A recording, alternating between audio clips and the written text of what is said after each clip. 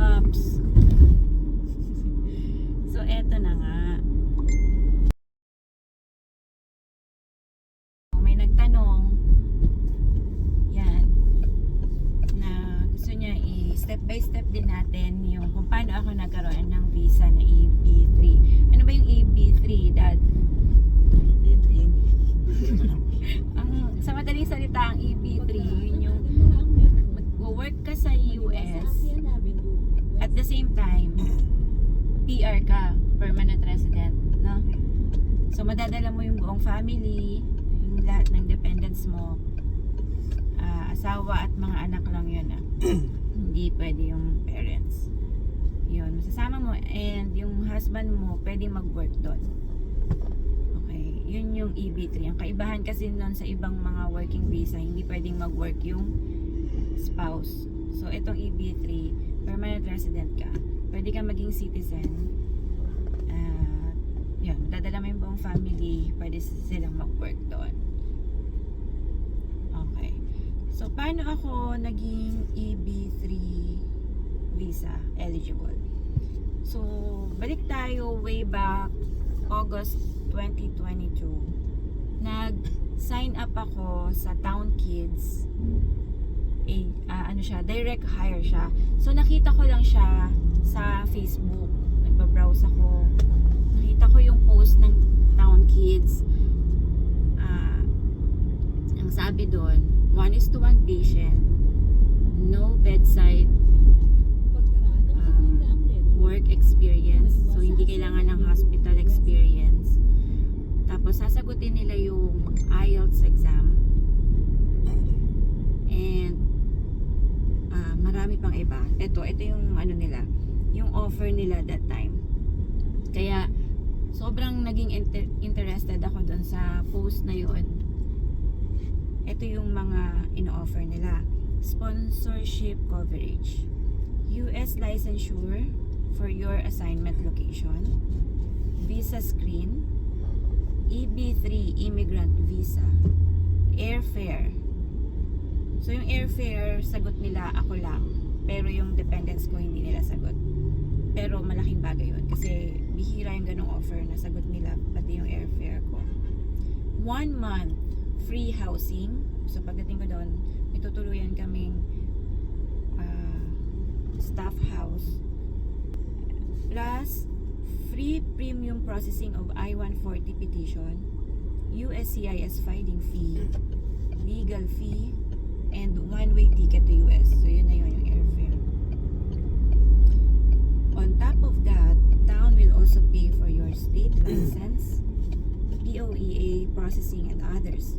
And meron din silang reimbursement for NCLEX exam fee and IELTS exam fee. So ako nakapag-NCLEX na ako bago pa ako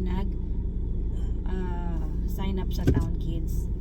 So fortunately, yung dati kong employer, which is Accenture, meron silang program na NCLEX kami para malipad kami sa USRN team. Mag-review kami as utilization management. So yun, kaya ako naging USRN dahil kay Accenture, and thankful ako doon.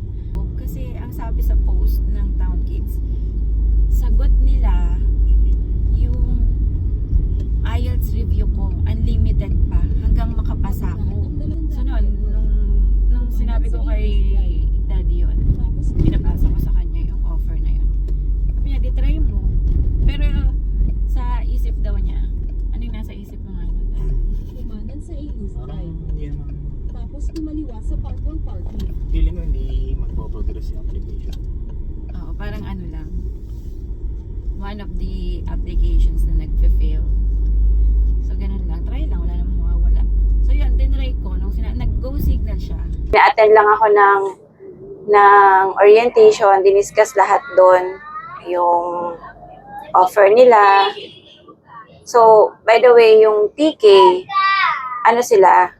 Home health care ng pediatrics. So, mga bata ito na may sakit. And then, kami, nurses, a-assignan kami ng 1 patient per day. So, yun Gusto ko kasi nga hindi siya toxic kagaya sa ibang facility or hospital na marami kang patient. So ito 1:1 lang siya. At pupunta nga lang sa bahay ng pasyente na may sakit. Yun. So usually yung mga pasyenteng ganyan, mga bata ay ina-approve na insurance nila yan. Kasi sa US nga, di ba, yung insurance nila, pag-approve sila dahil sa complexity nung sakit nila, kailangan nila ng nurse sa bahay. So, magpapadala ang insurance ng nurse sa bahay nila para may mag-alaga sa kanila doon. Ngayon, since okay naman sa akin yun, wala namang problema, tinanggap ko yung offer, sinanda na kagad ako ng contract, nag-sign ako doon, and after nun, doon na hiningi yung mga requirements. So, as early as you sign up, hihingan ka na kaagad ng Town Kids ng mga requirements. Kasi kung wala yun, hindi ka nila mapaprocess. So, ano yung mga pinasa ko? As early na nag-sign up ako, yun yung mga updated CV or resume, school credentials like TOR, diploma, yan. Tapos, PRC, and any of 3, ID, board certificate, or BON. Then, nag-fill out ako ng I-140 form, at IELTS passage. Ito hindi pa siya applicable sa akin. Hindi pa ako nag-IELTS eh. Ayun na. And NCLEX certificate. Any proof na nakapasa ng NCLEX. So yung akin, pass letter yung na-present ko. And then, Ano ang candidate report? passport. Candidate report niya sa'yo. Di ba pass letter? Candidate report. Okay. Candidate report pala. Tapos, passport, kailangan din, tsaka birth certificate ng mga dependents. So, yun, inasikaso pa namin yun yung birth certificate ni Megan. No? Dahil alam mo, tagal namin yun bago na kumpleto yung requirements. Kasi si Megan, may discrepancy sa birth certificate niya. Yun, tinama pa namin yun. So, inabot pa yun ng ilang months. Ganon. So, yun, habang naghihintay kami noon, in-enroll na ako agad ng Town Kids sa, ano nga yun, Dad? Ano nga yung nag-review sa akin ng IELTS? GH? GH Premier? Mm-hmm. No, yun yung review center ng IELTS na partner noon ng TK. Ewan ko kung sila pa rin ngayon. So, nag-review ako ng IELTS for 3 months. September, October, November, December. Yun, nag-review ako noon hanggang December ng IELTS. So, yan, talagang tututukan talaga kami. Like, every week, meron kaming mock call. Online lang. Oo, online lang yan. Lahat yon online lang. So, tatawagan lang kami. Tapos may nagma-mock call sa amin. Parang ini-interview na talaga kami or parang kaming nag-exam ng IELTS, ganyan. Lagi kaming may writing, listening, speaking. Yun. Tsaka reading. Tama ba? Nasabi ko ba yung reading? 1, 2, 3, Yun. 4, 5, 6, 7. Okay. Tapos, January, nag-exam na ako ng IELTS. Kasi, sila ang magde-decide, si GH Premier, kung pag-examine ka na nila. So, as early as 1 month, kung nakita nila na okay ka na, kaya mo nang mag-exam, kaya mo na ipasa yung IELTS,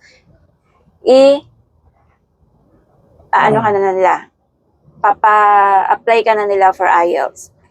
Pero ako, 3 months, yun yung pinaka-basic kasi, yung timeline.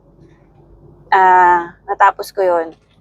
Bago ako na-endorse na pwede na ako mag-IELTS. So, January, nag-exam na ako and thankfully, nakapasa tayo ng IELTS. Pagkapasa ko ng January, doon agad final yung I-140 ko. Kasi hindi ipa-file yung I-140 hanggat hindi kompleto yung mga documents which is kasama dun yung IELTS. So, pag-pass ko pag-file ng I-140, naka-expedite. No, that may additional fee yun, which is cover pa rin ni Town Kids. Lahat yun, sagot nila yun. Yung IELTS ko, sila din ang nagbayad nun, sila apply for me, walang kahirap-hirap sa part ko. Tapos, dahil naka-expedite yung pag-file ng I-140, na-approve na agad siya ng March 23, 2023. So, yun yung naging priority date ko. Yun. Ano ba yung priority date? Actually, maraming hindi nakakaalam nun. Kahit ako nung time na yun, hindi ko alam. Sabi ko, ano ba yung priority date? Kailan ba yung priority date ko? Yung airplane dumaanda. Anto ng laki niyan. Tapos, wala na, nakalagpas na. Yung priority date, pagka nagkaroon ka na nun, yun na yung hihintayin mo monthly na mag-current sa visa bulletin na nilalabas sa online, no? Sa site ng visa bulletin. Sa visa, yes yata yan. Visa bulletin. Visa bulletin mismo. Sa-search nyo yun sa site nila. Tapos lumalabas doon monthly. Usually lumalabas yun 10 to 15. Halimbawa, ano ngayon? October 10 to 15 lalabas siya. Inaabangan natin yon kapag ka naghihintay tayo ng priority date. So, hintayin mo na masakop na yung date na lalabas doon sa priority date mo. Okay. Para ma-process mo na yung visa. Yun. Kaya lang, after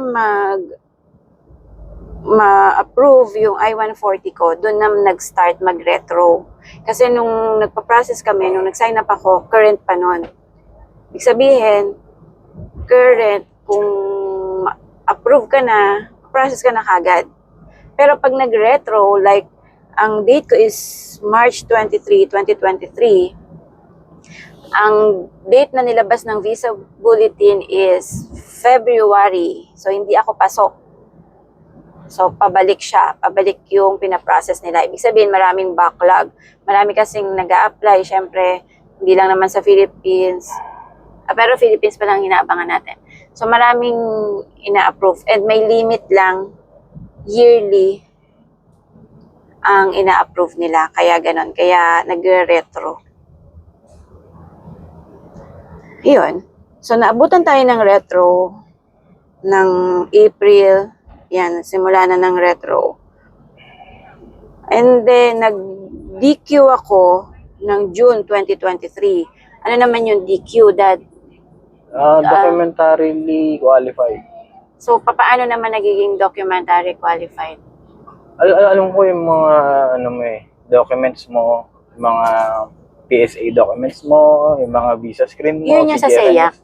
Oo. Yun yung finil outan namin sa SEAC na site, which is pinrovide lahat yan ni Town Kids. Para saan yung DS-260 mo yun? So, lahat ng information namin, lahat tayo yun, no? Pati sa'yo. Oo, encode mo doon sa SEAC na site. Ang dami nun, lahat. As in, educational background, employment, dependence, ilalagay mo doon, name ng parents, lahat ng details tungkol sa'yo, ilalagay mo doon sa site na yun. Kaya mahaba siya. So, yun. So, laking tulong talaga ng Town Kids dahil ang smooth ng process. Kahit wala kaming kaalam-alam, hindi ko alam yung mga term, process, pero yun, lahat yun, nilalatag nila. Sisend nila sa email, susundan mo lang step by step. So, pag DQ ka na, pagka pag pumasok na yung priority date mo, kasi nung time na yun, di ba, ano, red Oo. flag. Pag pumasok na yung priority date mo, yung ano mo, yung Mag-anak ko. pag chinek mo sa SEAC yung status ng case mo at NBC pa lang. So kapag ka nag-current ka na, papadala na nila ngayon dito. Okay. So, once DQ'd ka na at current na, ipapadala na lahat ng documents na pinadala natin. Oo. Na nasa Okay. NBC yata. Oo. So, lahat Papunta din ng, sa embassy. lahat or parang ganun. ng documents natin, papadala nila sa embassy para na-schedule na tayo for interview. Thank God, nag-current na tayo after ilan? More than a year? 2023. Yeah, 24, 25. 2 years, di ba? More than 2 years tayong naghintay para mag-current yung priority date natin. Noong September 2025, lumabas na yung visa bulletin for October. And ang nag-current noon ay April 1, 2023, which is pasok na tayo. Di ba? Which tagal natin hinihintay yun. Monthly, hinihintay natin yun. Sobrang saya namin Hindi ka ni na nga Daddy. nag-check eh. Hindi, lagi ako nag-check. Nagpupuyat ako mula, every 10th to 15th. Kasi nilalabas nila yan alas 2 ng madaling araw, iba-iba. Pero mostly madaling araw. Nanahawa ka na sa kaka-check, no? Ayun, Antay wala pa kami yan. ng antay. So, eto Kwento na. mo yung, paano natin nalaman yan. Nung day na yon, ako, syempre talagang nagpe-pray ako palagi tuwing lalabas na siya, sana makasama na. Naghihintay ako noon, lumabas nung araw na yon. Kaso alas 2 na, lagi ako naghihintay alas 2 eh. Pinaka-late ko hinihintay, alas 2 ng madaling araw, baka ilabas na yung visa bulletin. Wala. Nakatulog na ako. Nung kinabukasan na, si Daddy ang unang nakaalam na current na kami. Hindi ka unang nakaalam. Kasi, ikaw kasi, Sinabi lang sa atin yun. oo nga, ikaw, sa ating dalawa, ikaw ang unang nakaalam. Dahil sinabi sa'yo nila RJ, friend namin. Nag-send sila ng screenshot na current na kami. Tapos nalaman niya, ano reaction mo, Dad? Wala. Kasi tulog Ayos pa ako lang. nun eh. Siyempre, masaya. Pero, wala lang. Hindi ka Ganun man naiyak? Hindi ko Sa sobrang tagal na, parang napanis na yung emotions niya. Pero nung ako, ang ginawa niya, natutulog ako, bumulong ka sa akin.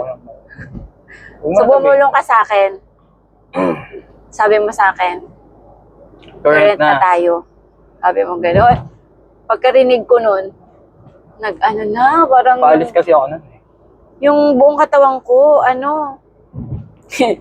yung parang namanhid, talagang sa excitement, halo-halo na emotions. Pero talaga sobrang saya dahil yun talaga yung lagi kong pinagpe-pray na sana mag-current na. Kaya ngayon, October, 17, nagpa-process na tayo. Lahat ng mga kailangang gawin, like medical, biometrics, lahat ng BLS, lahat ng documents na kailangang ihanda, visa interview, lahat yan ginaguide kami ni Town Kids. Lagi kaming may meeting, meron kaming group na anytime pwede kami magtanong, pwede namin silang matawagan. Yun. So, walang kahasel-hasel yung yung journey ko kay Town Kids. So, thankful naman ako. Yes. Kaya nakahanap ako ng employer na okay naman. And legit naman talaga kasi may friend ako na galing sa Accenture na nandoon na rin sa New Jersey. Yun nga pala, sa New Jersey ang kanilang office. So doon kami ipapadala sa New Jersey. Pero yun, babalitaan ulit namin kayo ng step-by-step process naman natin ang next nating process ay medical nila ng dependents ko, ni Daddy at ng dalawang bata. Kasi ako tapos na ako, nauna na ako. See you again next time, mga Beshi Wops. Bye!